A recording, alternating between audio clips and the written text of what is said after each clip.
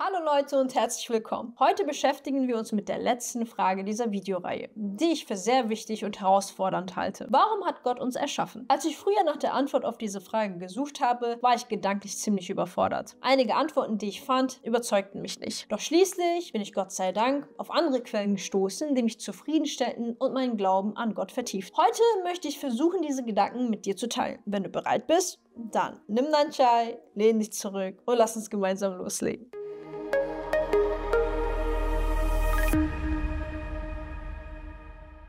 Um in dieser Sache rational zu sein, sollten wir zunächst Folgendes bedenken. Die Existenz und das Wesen von Gott unterscheiden sich grundlegend von uns. Daher können wir seine Absichten und Ziele nicht vollständig verstehen. Wenn seine Absicht und Zielsetzung uns in irgendeiner Form, zum Beispiel durch Offenbarung, mitgeteilt wird, können wir bestenfalls nur einen sehr kleinen und einfachen Teil davon, der in unsere Perspektive und geistigen Welt passt, verstehen. Stellt euch mal ein kleines Kind vor. Der Vater geht jeden Tag zur Arbeit und kommt abends wieder nach Hause. Jetzt fragt das Kind seine Mutter: Mama, warum geht Papa eigentlich jeden Morgen zur Arbeit? Kann er nicht einfach den ganzen Tag bei mir bleiben? Die Mutter sagt dann vielleicht: Papa muss arbeiten, damit er Geld verdienen und dir Spielzeug kaufen kann. Das Kind findet diese Antwort ausreichend. Für ihn ergibt das Sinn. Aber in Wirklichkeit trägt die tägliche Arbeit des Vaters zum Unterhalt der Familie bei. Und sie hat oft auch einen Nutzen für andere Menschen. Der Vater könnte Lehrer, Arzt, Anwalt, Richter, Polizist, Fahrer, whatever. Irgendwas in der Art sein.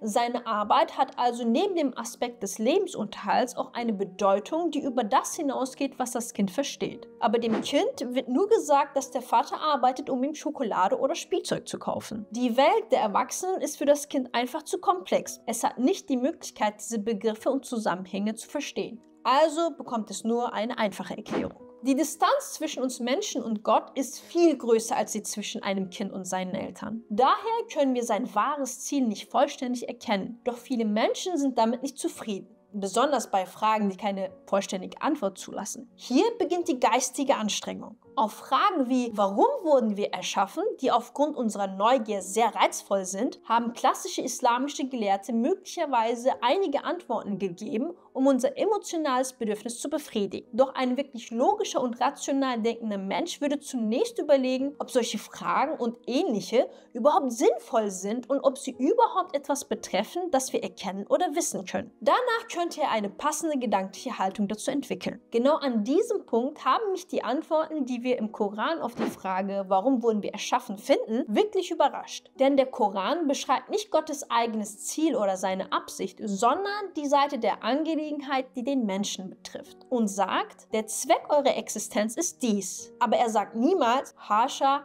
mein Ziel oder mein Grund ist dies. Denn diese Angelegenheit ist in Bezug auf das Wesen Gottes ein Bereich, der für das menschliche Verständnis undefinierbar ist. Jene, die bereitwillig hingeben von dem, womit Gott sie versorgt hat, sowohl in Freud als auch in Leid, und die stets ihren Zorn zähmen, selbst wenn sie gereizt werden und Vergeltung üben könnten und den Menschen ihre Beleidigung verzeihen. Gott liebt solche Menschen, die sich bemühen, Gutes zu tun und sich bewusst sind, dass Gott sie sieht. Ich habe die Djinn und die Menschen nur erschaffen, damit sie mich erkennen und ausschließlich mich anbeten. Diese Verse erläutern den Zweck oder die Bedeutung der Erschaffung dieser Welt in Bezug auf uns Menschen. Das bedeutet, dass wir als Menschen das Schlechte und Falsche meiden und uns stattdessen zum Guten, Schönen und Richtigen hin entwickeln sollen. Dabei erhalten wir auch Orientierung darüber, was gut oder schlecht, richtig oder falsch ist. Die im Vers der Sure Dariyat erwähnten Gebete und Gottesdienste unterstützen uns besonders dabei, negative Eigenschaften abzulegen und positive Werte zu wählen, zu verinnerlichen und uns in diese Richtung weiterzuentwickeln. Daher ist das grundlegende oder eigentliche Ziel der Schöpfung für uns im Wesentlichen unerkennbar. Wenn ich über die Grundlagen dieser Fragen und unserer Neugier nachdenke, kommen mir ein paar Gedanken in den Sinn. Der Mensch betrachtet die Ereignisse in der Welt immer durch die Brille von Ursache und Wirkung. Wenn jemand isst,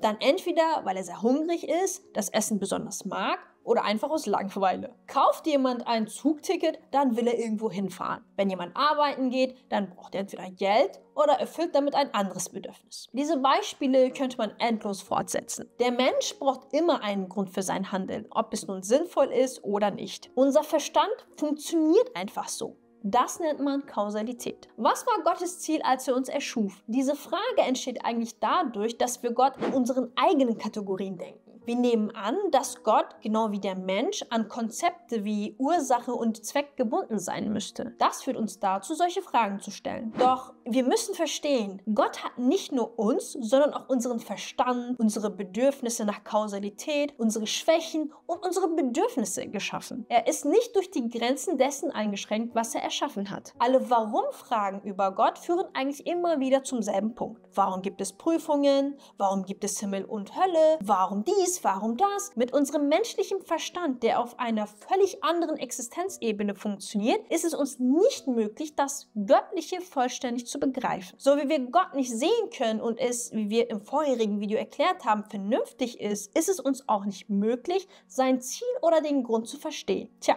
das war's für heute. Wenn euch das Video gefallen hat, lasst ein Like da, abonniert den Kanal und aktiviert die Glocke, damit ihr nichts verpasst. Schreibt eure Gedanken gerne in die Kommentare. Ich freue mich darauf. Ciao, ciao.